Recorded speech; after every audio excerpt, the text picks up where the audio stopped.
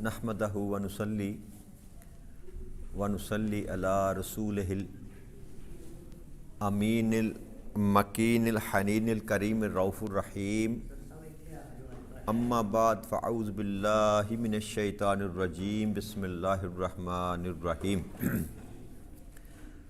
واجب الاحترام ساتھیو، اللہ تعالیٰ کا بے پناہ لطف و کرم اور اس کا احسان عظیم ہے کہ جس کی توفیق سے ہم اس کے ذکر کے لیے اس کے گھر میں جمع ہیں۔ کل ہم نے اللہ کی توفیق سے آیت نمبر 258 اور 59 ان دو پر گفتگو کی تھی۔ ایک آیت کریمہ میں اللہ کریم نے نمرود کے ساتھ ابراہیم علیہ السلام کا مناظرہ تھا، اس کا ذکر فرمایا، اور ایک آیت کریمہ میں اللہ کریم نے حضرت عزیر علیہ السلام کا جو ہے واقعہ اس کو بیان فرمایا۔ آگے آیت نمبر 260 میں اللہ کریم پھر ابراہیم علیہ السلام کا ایک واقعہ بیان فرما رہے ہیں۔ اللہ کریم ارشاد فرماتے ہیں وَإِذْ قَالَ إِبْرَاهِيمُ رَبِّ أَرْنِي كَيْفَ تُحْيِي الْمَوْتَ قَالَ أَوَلَمْ تُؤْمِنْ قَالَ بَلَىٰ وَلَٰكِنْ لِيَطْمَئِنَّ قَلْبِي قَالَ فَخُذْ أَرْبَعَةً مِّن الطَّيْرِ فَصُرْهُنَّ عَلَيْكَ ثُمَّ اجْعَلْ عَلَىٰ كُلِّ جَبَلٍ مِّنْهُنَّ جَزَاءً ثُمَّ ادْعُهُنَّ يَأْتِينَكَ سَعِيًّا وَاعْلَمْ أَنَّ اللَّهَ عَزِيزٌ حَكِيمٌ۔ اللہ کریم ارشاد فرماتے ہیں کہ وہ وقت بھی یاد کریں جب ابراہیم علیہ السلام نے عرض کیا کہ میرے رب مجھے دکھا کہ تو مردوں کو کس طرح زندہ فرماتا ہے۔ تو اللہ کریم نے ارشاد فرمایا کہ کیا تم یقین نہیں رکھتے؟ تو انہوں نے عرض کی حضرت ابراہیم علیہ السلام نے، کیوں نہیں میرے مولا، لیکن میں بس یہ چاہتا ہوں کہ میرے دل کو اس مشاہدے کے ذریعے سکون مل جائے۔ تو اللہ کریم نے ارشاد فرمایا کہ سو تم 4 پرندے پکڑ لو، پھر انہیں اپنی طرف مانوس کر لو، پھر ایک ایک ٹکڑا ایک پہاڑ پر رکھ دو، پھر انہیں بلاؤ، وہ تمہارے پاس دوڑتے ہوئے آ جائیں گے، اور جان لو کہ یقیناً اللہ بڑا غالب اور بڑی حکمت والا۔ تو ابراہیم علیہ السلام نے ایک روز سمندر کے کنارے ایک مردہ پڑا ہوا دیکھا کہ جب وہ مردہ پانی میں ہوتا تھا تو پانی کے جانور بھی اس کو کھاتے تھے، اور جب پانی اتر جاتا تو وہ درندے جو زمینی تھے وہ بھی اس کو کھاتے، اور جب درندے ہٹتے تو آسمان سے جو پرندے ہوتے ہیں گوشت کھانے والے، چیل، کوے وغیرہ، وہ بھی اس کو کھاتے۔ تو آپ کے ذہن میں یہ خیال آیا کہ ایک جان کو کتنی چیزوں نے کھایا، گوشت پرندوں کی پوٹ میں بھی چلا گیا، درندوں کے پیٹ میں بھی چلا گیا، سمندری جو جانور ہیں اپنا حیات، اب بھی حیات کے جانور، ان کے پیٹ میں بھی چلا گیا۔ تو اللہ کریم کیسے اکٹھے کر رہے؟ یہ نہیں تھا کہ یقین نہ تھا، یقین تو تھا، بس مشاہدہ کرنے کے لیے۔ تو اللہ کریم نے یہ ارشاد فرمایا کہ اے ابراہیم ایسے کر کہ 4 قسم کے مختلف پرندے وہ تو لے لے، اور روایت میں آتا ہے کہ وہ ان میں سے ایک مور تھا، کبوتر تھا، مرغ تھا اور کوا تھا، اور بھی روایتوں میں کچھ اور نام بھی آتے ہیں، لیکن حضرت ابن عباس رضی اللہ تعالیٰ عنہ جو ہے نا ان 4 پرندوں کا نام بیان فرماتے ہیں کہ یہ 4 پرندے ابراہیم علیہ السلام نے لیے اور ان کو اپنے ساتھ منوس کر لیا، رکھا کچھ دیر کے لیے، تو ان کے ساتھ منوس ہو گئے۔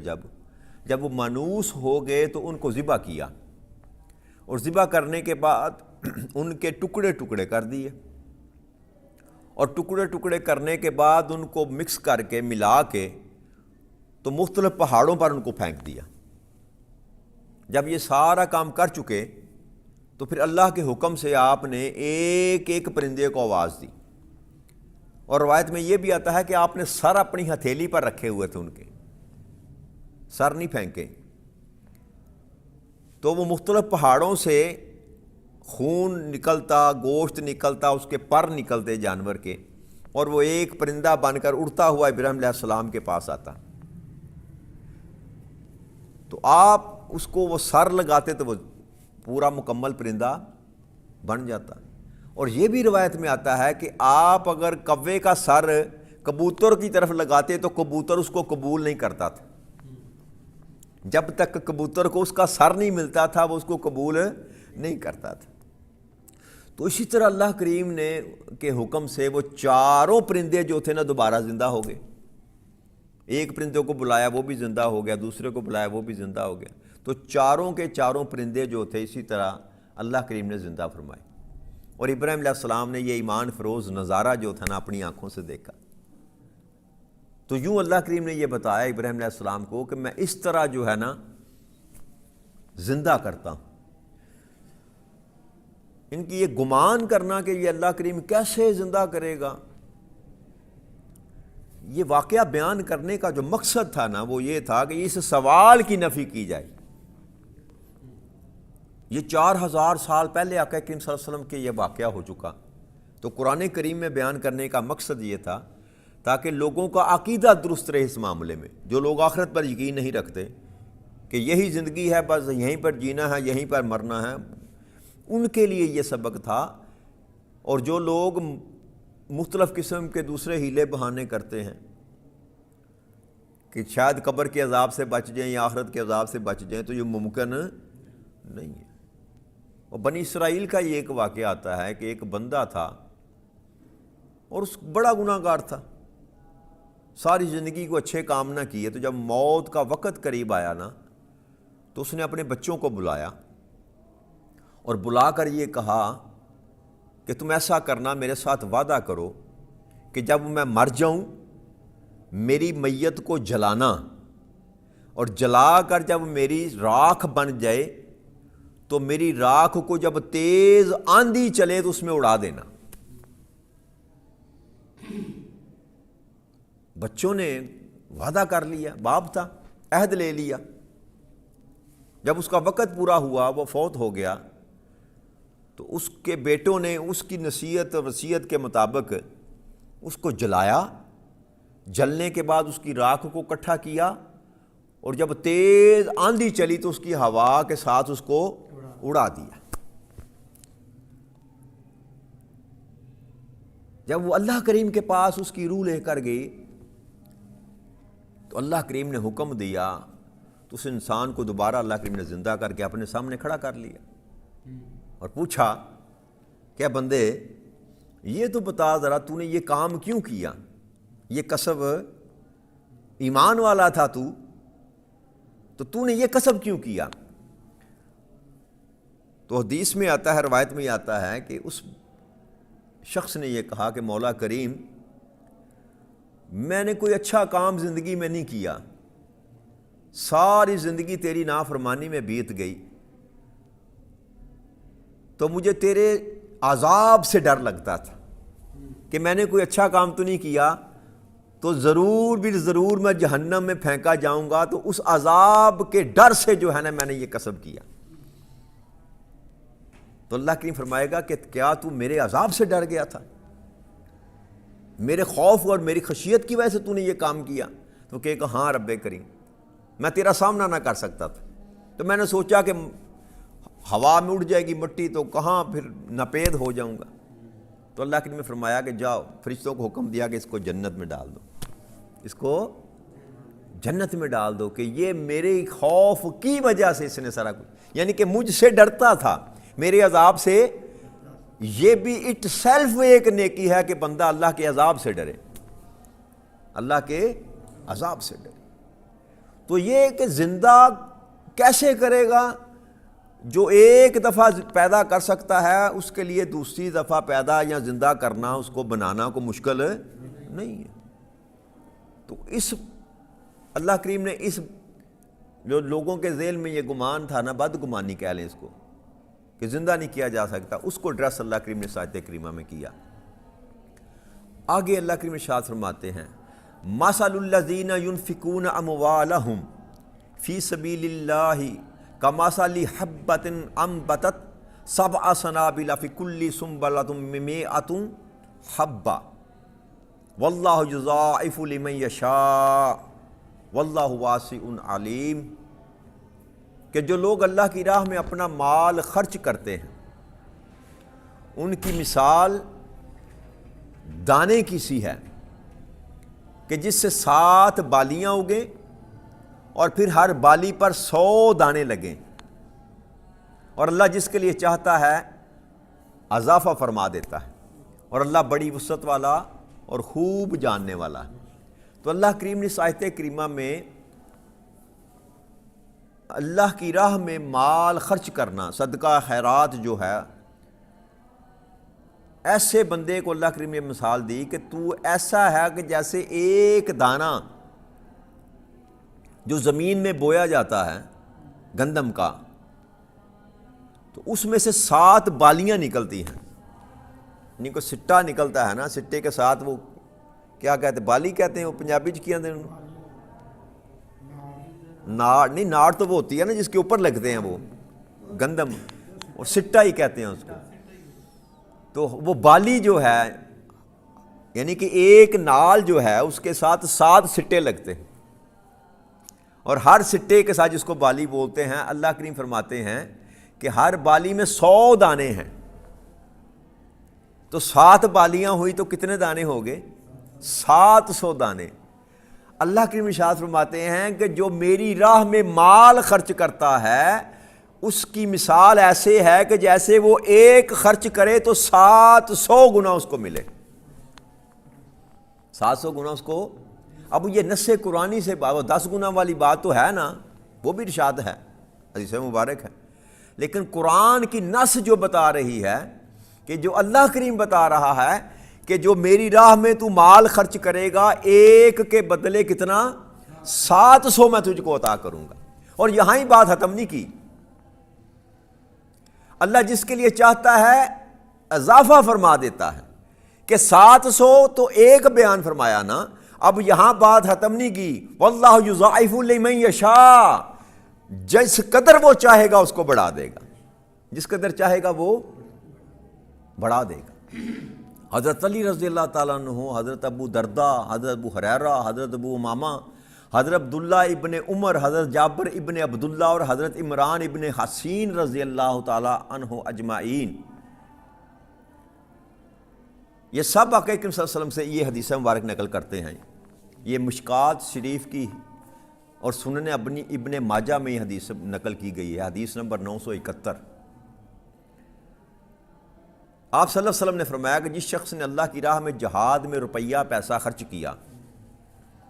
سامان اور اسباب بھیجا، خود نہیں گیا، اپنے گھر میں بیٹھا رہا، لیکن جہاد میں خود شریک نہیں ہوا، مال دیا، مال و اسباب دیا، پیسے دیے، گھوڑے دیے، خچر دیے، اور کچھ سامان، تیر و تلوار، جو کچھ بھی اس نے خرچ کیا، تو اس کو ہر درہم کے بدلے 700 درہم اللہ کریم دے گا، 700 درہم کا ثواب اس کو ملے گا، ایک درہم کے بدلے۔ اس آیت کریمہ کی یہ حدیث مبارک جو ہے نا وضاحت کر رہی ہے کہ 700 درہم کا اس کو ثواب ملے گا ایک خرچ کرنے والے۔ اور جس شخص نے بنفس نفیس خود جہاد بھی کیا اور جہاد میں مال پیسہ بھی خرچ کیا،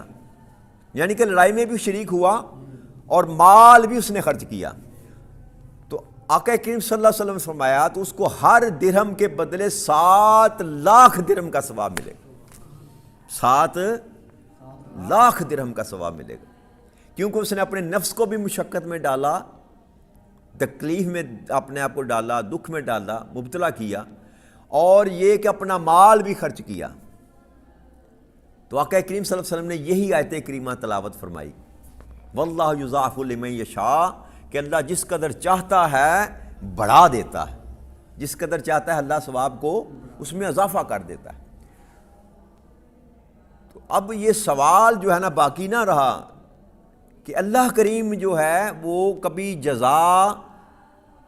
یا سزا میں دیر نہیں کرتے، اور کائنات میں سب سے بڑا جو عادل ہے نا وہ اللہ کی ذات ہے۔ تو وہ جو اللہ کریم نے فرمایا تھا نا کہ ایک رائی کا دانہ بھی تمہارا جو ہے نا وہ آگے پیچھے نہیں ہوگا، جو کچھ تم نے برائی کی رائی کے دانے برابر برائی کی تو وہ بھی تو پا لے گا، ایک رائی کے برابر تو نے اچھائی کی تو وہ بھی تو پا لے گا، کوئی چیز بھی تیری ضائع نہیں ہوگی۔ اگر سزا کے موجب ہوں گے تیرے اعمال تو تجھے سزا ملے گی، اور اگر جزا کے موجب ہوں گے تو تمہیں جزا ملے گی۔ تو اللہ کریم نے یہ وضاحت فرما دی کہ میرے راستے میں خرچ کیا ہوا جو مال ہے وہ ضائع نہیں ہوتا۔ اصل حقیقت میں یہی وہ کمائی ہے جو انسان کی نا، یہ بینک، یہ ڈپازٹ جو ہے یہ ہے جو انسان کے کام آنا ہے۔ جو کچھ آپ بچا نہیں سکے خرچ کر سکے اللہ کی راہ میں، جو آپ نے بچا لیا، جو آپ نے بچا لیا، جمع کر لیا، سنبھال کے رکھا، تو جیسے ہی یہ روح آپ کے بدن سے نکالے گی اس کے ساتھ آپ کا رشتہ ختم، وہ آپ کے کسی کام کا نہیں۔ لیکن جو آپ اپنے ہاتھوں سے اللہ کی طرف لٹا گئے، اس کو وہاں پر جمع کرا دیا، وہاں بھی تو لاکر ہے نا، آپ کا اکاؤنٹ کھلا ہوا ہے، اللہ کریم کے پاس بھی آپ کا لاکر ہے، محفوظ ہے آپ کے نام پہ، وہ ٹیگ لگا ہوا ہے یہ فلاں بندے کا لاکر ہے، وہ سارے آپ کے اعمال، سارا وہ مال، ساریاں نیکیاں وہاں پر جمع کی جا رہی ہیں، اور جب اللہ کے سامنے پیش کیا جائے گا تو وہ سارا کا سارا اعمال آپ کے سامنے، وہ آپ کے اعمال کی گٹھڑی جو ہے وہ کھول کر آپ کے سامنے رکھ دی جائے گی۔ تو وہ نادان آدمی ہے نا جی جو اس زندگی کے لیے کچھ جمع نہ کرے، اس زندگی کے لیے سب کچھ جمع کرتا پھرے، جس زندگی نے ختم ہو جانا ہے، آج نہیں تو کل اس زندگی نے ختم ہو جانا ہے، لیکن وہ زندگی جس نے کبھی ختم نہیں ہونا۔ تو اس سے بڑھ کر انسان کی جاہلیت اور کیا ہو سکتی ہے کہ اس مختصر سی زندگی کے لیے تو سارے اسباب کا بندوبست کرے، دن رات ایک کر کے اپنے پیسے کماتا رہے اور بچاتا رہے، لیکن جو زندگی اس کی دائمی ہے جس نے کبھی ختم نہیں ہونا، اس کے لیے کبھی ڈپازٹ نہ کرے۔ تو انسان کو کوشش کرنی چاہیے کہ اس وقت کے لیے بچا کر رکھے جب کوئی کسی کے کام کوئی ادھار بھی نہیں دے گا، کوئی بدلہ بھی نہیں دے گا،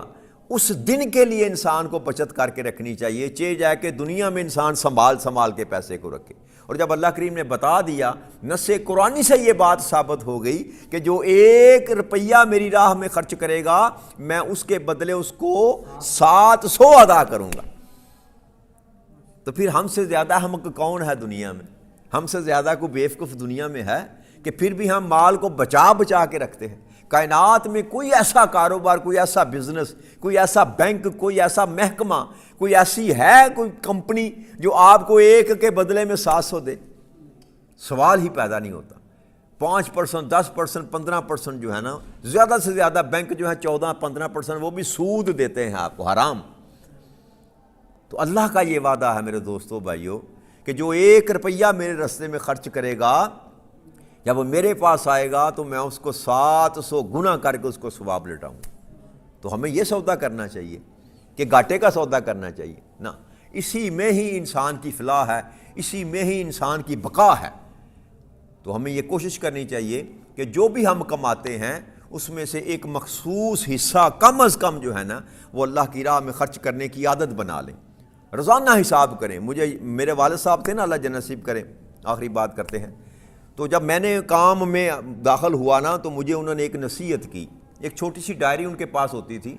شام کو حساب کرتے تھے، جتنے 100 بنے ہر 100 میں سے 1 روپیہ نکال کر وہ لکھ لیتے تھے ڈائری پہ، ہر 100 میں سے 1 روپیہ۔ تو جب میں کام پر بیٹھا تو میرے والد صاحب اللہ جنت نصیب کرے یہی نصیحت انہوں نے مجھے کی کہ بیٹا رات کو حساب کرنا، آج کتنا مال بنا، کیا بچت آئی، جتنی بچت ہوگی ہر 100 میں سے 1 روپیہ نکال کر اس کو بے شک علیحدہ نہ رکھنا، کاپی پہ لکھ لینا۔ وہ جو تھا نا وہ صدقہ خیرات کے لیے مخصوص کیا ہوا تھا، ہر روز ڈائری پہ لکھے جاتے تھے، کبھی 15 کبھی 20، جو جتنی بھی بچت ہوتی، ہر 100 کے پیچھے 1 روپیہ، تو انسان کو محسوس بھی نہیں ہوتا، اور ایک اچھی خاصی مہینے کے بعد رقم انسان کے پاس بن جاتی ہے۔ تو ایسا انسان کو کوئی وتیرہ اپنا لینا چاہیے کہ جس میں خیر کا سبب ہو، خیر کا سبب ہو۔ تو جتنی دیر تک میں بزنس کرتا رہا، میں یہی عمل کرتا رہا، اور اب میں اپنے بیٹے، جو میرا باہر بیٹے ہیں، اس کو بھی یہ کہتا ہوں، میں یہی نصیحت میں نے ان کو کی کہ ہر مہینے اپنا حساب کرنے کے بعد جو آپ کا بنے اس میں سے ہر 100 کے پیچھے 1 روپیہ نکال لینا ہے، تو نے وہ اللہ کے راستے میں خرچ کرنا۔ اس سے بڑھ کر جو خرچ کرنا ہے وہ تو علیحدہ بات ہے، لیکن یہ انسان اپنے اوپر فرض کر لے کہ یہ تو میں نے کرنا ہی کرنا ہے، ہر حال میں کرنا ہے۔ تو یہ پھر انسان کو جب یہ لذت ملتی ہے نا اس کی، کہتے ہیں جدو بندے نو یہ چس آنی شروع ہوتی ہے نا، خدا کی عزت کی قسم، اللہ کے راستے میں خرچ کرنے کا اتنا مزہ ہے کہ آپ تصور نہیں کر سکتے، اور اتنا سکون انسان کو ملتا ہے۔ بس یہ عادت اپنانے کی ضرورت ہے۔ جب انسان کو یہ چس آنی شروع ہوتی ہے، پھر انسان کا دل کرتا ہے میں اور کروں، میں اور کروں، میں اور کروں۔ اس دعا کے ساتھ کہ رب کریم ہمیں دنیا کا مال بھی بے شک عطا کرے، لیکن اس میں سے اپنے رستے میں خرچ کرنے کی توفیق کے ساتھ عطا کرے۔ وما علینا الا البلاغ المبین۔ والسلام علیکم ورحمۃ اللہ وبرکاتہ۔